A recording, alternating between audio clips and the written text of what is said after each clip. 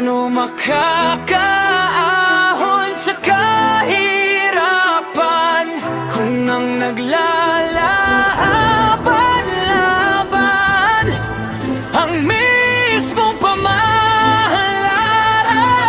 Gobyerno laban sa gobyerno! Ren Prince! Ren Prince!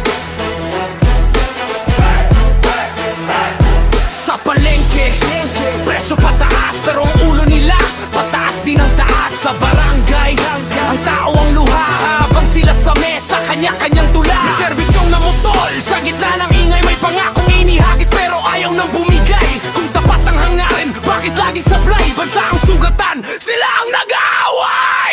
Paano makababangon kung sila ang nagbabagayan?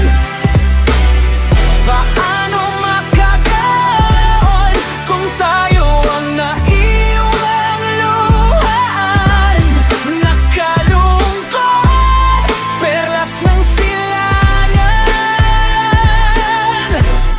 nadurog at nawasak.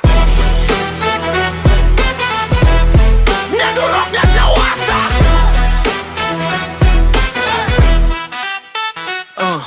Sa TV, puro sumbatan sa kalsada, puro pagod at dagdagpasan. Isang distrito, isang pirma, pero ang hatid sa tao sama ng loob at dusa.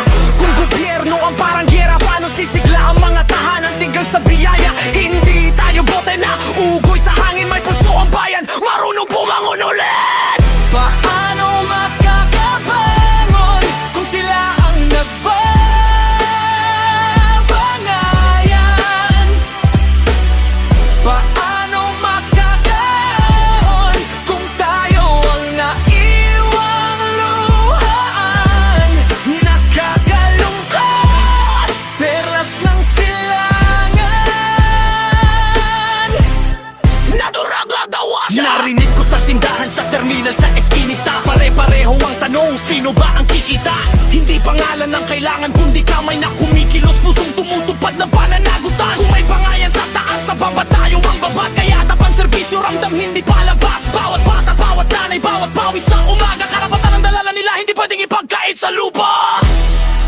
Tigilan ng turuan, simula ng pagtugon. Bawat pahayag, dapat may gawa. Bawat gawa, may paninindigan. Kung sugatan ang tiwala, kami ang tatawid. Sa gitna